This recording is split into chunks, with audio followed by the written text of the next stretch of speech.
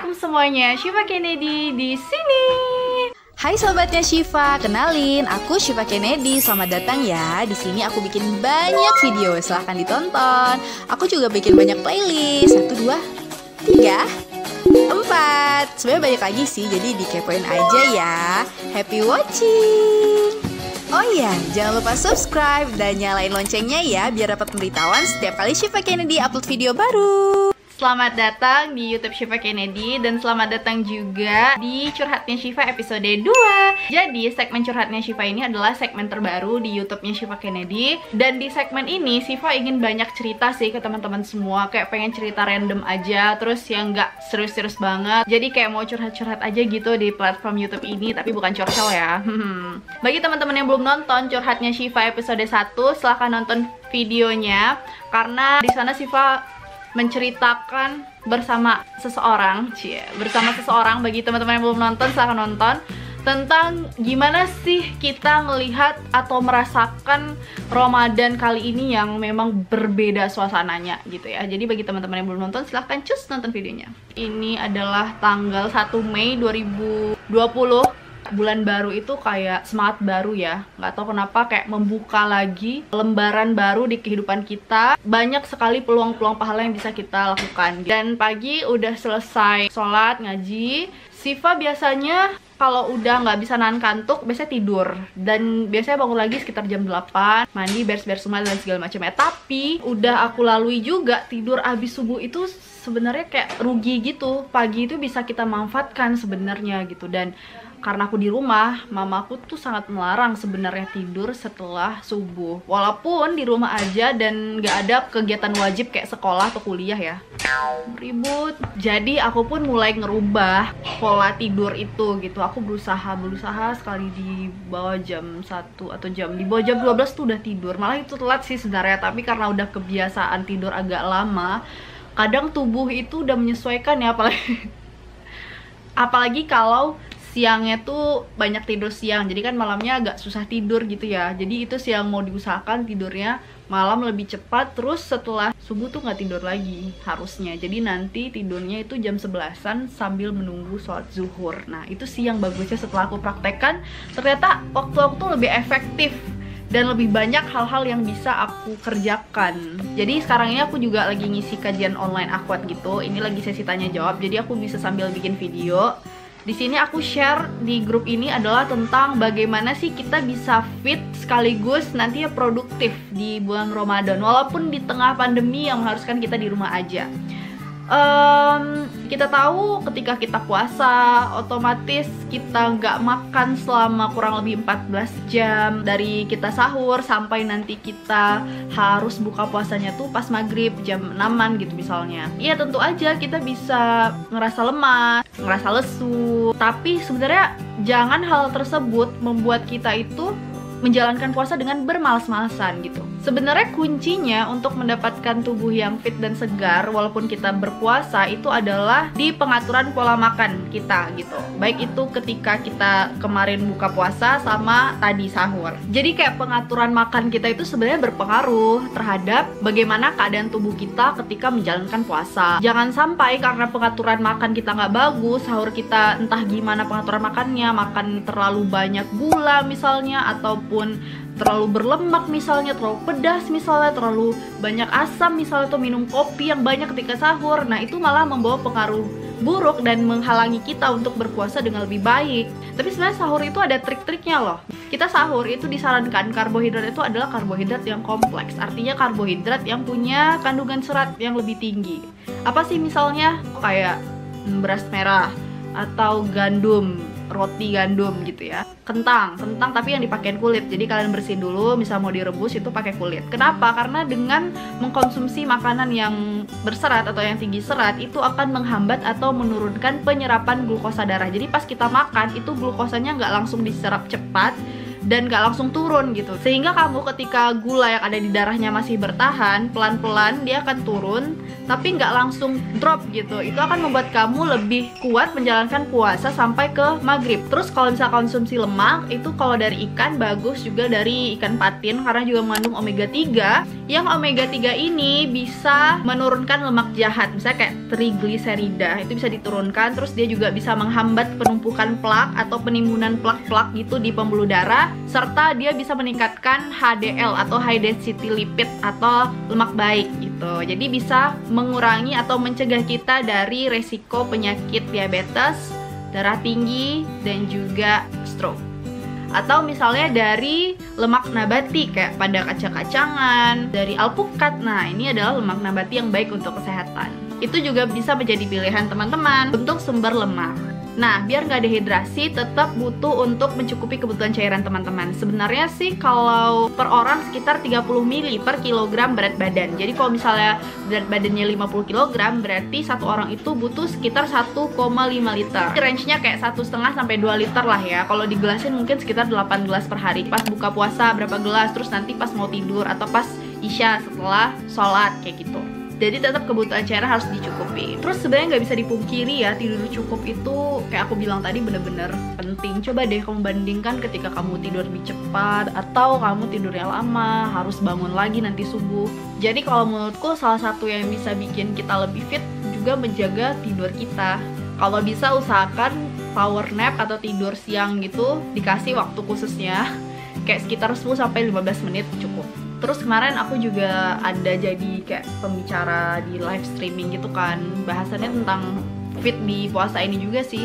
Salah satu hal yang menurut aku penting juga adalah olahraga. Kayak klasik ya, olahraga mulu. Emangnya olahraga itu bener-bener membawa manfaat nggak sih? Kalau menurut aku iya, karena aku udah rasakan juga beberapa bulan terakhir ini aku emang lebih aktif olahraga gitu dibandingkan yang sebelumnya.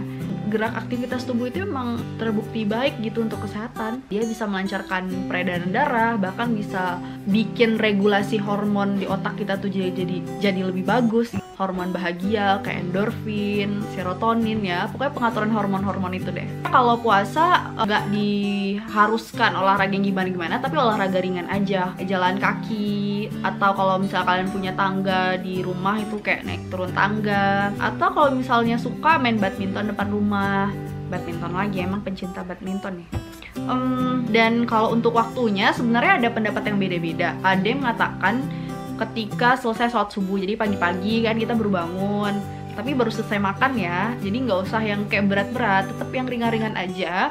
Itu kayak meregangkan otot-otot, mengundurkan otot-otot kita gitu. Terus masih segar juga, udara masih sejuk juga. Pendapat lain juga dia mengatakan ketika kita mau nunggu berbuka puasa, jadi kayak sore-sore 1 jam atau 30 menit sebelum buka puasa, kita kayak olahraga ringan, peregangan gitu. Dan ada juga yang mengatakan malam ketika selesai sholat isya, jadi kayak kita makan dulu, setelah sholat isya, tarawih dan segala macam kita kayak olahraga ringan lagi gitu. Itu beberapa pendapat gitu, tapi kalau menurut aku tergantung ke pribadi masing-masing. Kalian kan lebih mengenali ya bagaimana diri kalian. Yang penting jangan sampai ketika kalian berolahraga itu malah membuat kalian lemas, malah membuat kalian pusing, membuat kalian ngedrop gitu, jangan gitu. Jadi ya kenali diri sendiri gitu, untuk waktunya itu disesuaikan dengan diri kalian.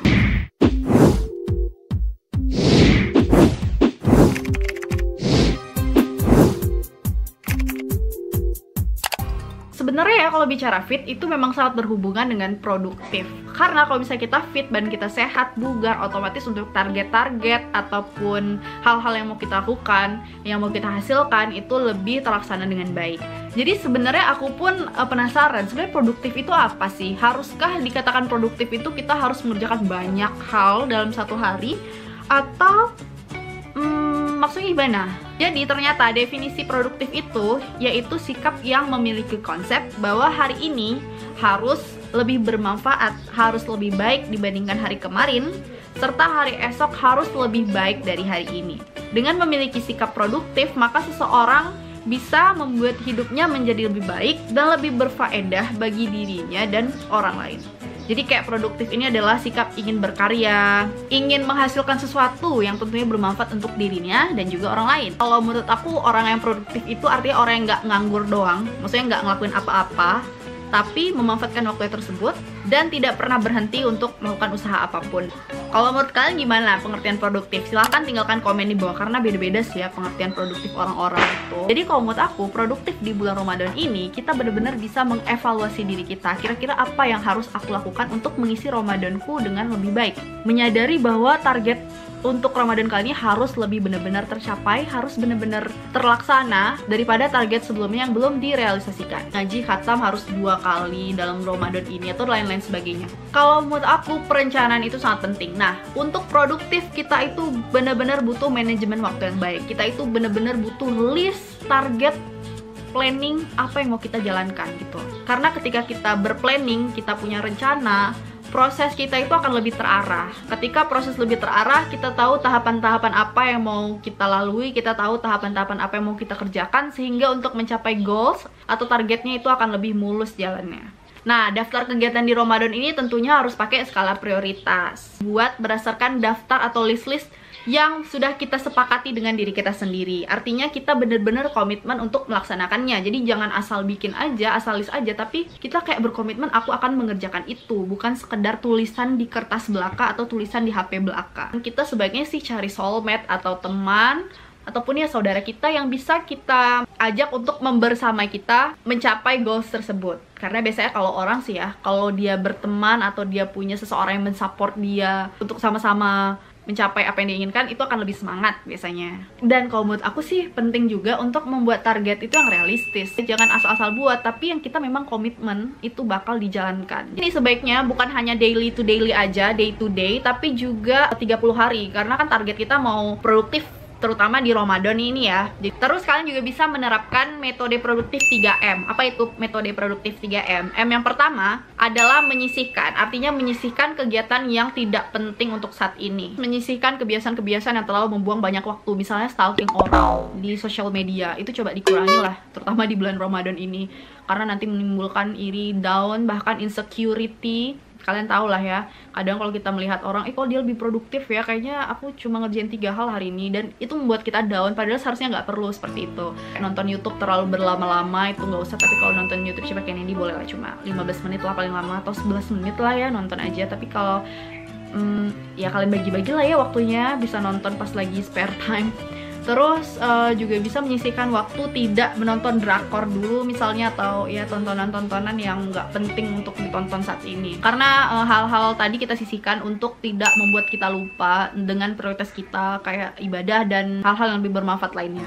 M yang kedua adalah menciptakan. Jadi menciptakan ini adalah menciptakan nilai tambah dengan melakukan kebiasaan yang baik dan positif di bulan Ramadan ini. Misalnya tadi kita udah buat planning yang kita sepakati kan dengan diri kita sendiri, misalnya kayak baca Quran, setelah sholat subuh kita mau baca artikel apa yang bermanfaat gitu. Pokoknya berusaha menciptakan nilai tambah dari sehari-hari yang kayak cuma flat-flat aja gitu. Dan yang ketiga adalah mengelola kebiasaan konsisten. Ini penting ya. Kalau kata uktiku namanya istiqomah gitu ya. Kita lebih konsisten, lebih fokus, lebih yakin, lebih semangat walaupun di tengah pandemi yang entah kapan berakhir ini. Nah, terus kalau misalnya ada orang bilang gak usah produktif banget lah, ini bukan kontes di tengah-tengah pandemi, ini bukan kontes orang yang paling produktif itu gimana. Kalau menurut aku, kita sebenarnya bukan berkontes ya, maksudnya kita bukan berlomba-lomba untuk siapa yang lebih produktif. Tapi sebenarnya di masa ini, karena kita punya banyak waktu di rumah, otomatis kita akan bisa lebih kreatif, kita akan lebih bisa mungkin hal yang belum pernah kita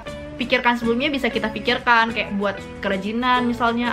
Definisinya dari kita masing-masing gitu. Intinya produktif adalah menghasilkan atau mengerjakan sesuatu, bukan produktif yang kayak kita harus mempush diri kita melakukan banyak hal hari ini sampai kita kurang tidur dan segala macam. Tapi setidaknya hari-hari kita tuh bisa kita isi dengan hal yang lebih bermakna gitu. Jadi mungkin itu aja curhatnya Shiva episode 2. Semoga teman-teman suka dengan curhatnya Shiva episode 2. Apakah menurut kalian kita lanjutkan ke episode 3 atau bagaimana? Silahkan komen di bawah. Terus kalau misalkan ada pertanyaan ataupun curhat-curhat boleh komen juga di bawah. Jangan lupa subscribe channel YouTube Shiva Kennedy, dan bagi yang belum subscribe silahkan subscribe dan nyalain lonceng atau notifikasinya. Letaknya itu ada di sebelah subscribe biar teman-teman dapat memberitahukan setiap kali Shiva Kennedy upload video baru. Dan jangan lupa share linknya ke teman-teman kalian. Ayo ajak teman-teman kalian kenalan sama Shiva. Semoga video selanjutnya tuh lebih menarik lagi. Kalian boleh kasih saran untuk video selanjutnya. Dan jangan lupa be my friend on Instagram @sfkndi. Sampai ketemu di video selanjutnya. Assalamualaikum warahmatullahi wabarakatuh. Bye bye.